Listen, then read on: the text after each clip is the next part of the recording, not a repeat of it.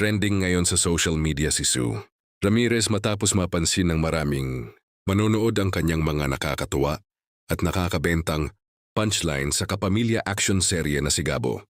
Marami ang nagsasabing isa siya sa mga karakter na nagbibigay ng kakaibang kulay at aliw sa bawat eksena.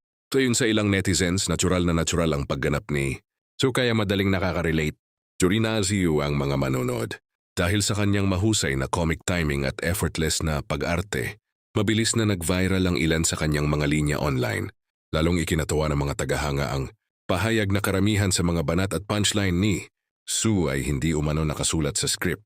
Sa halip, kusang lumalabas ang mga ito habang kinukunan ng eksena, dahilan upang maging mas totoo at mas epektibo ang kanyang pagganap. Dahil dito, marami ang humihiling na huwag munang tapusin ang karakter ni Sue sa serye.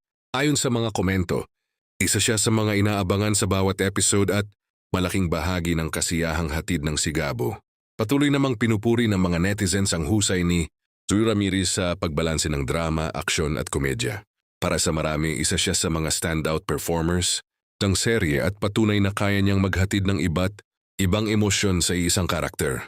Habang patuloy ang pag-usad ng kwento ng Sigabo, marami ang excited sa mga susunod pang eksena ni Sue Ramirez.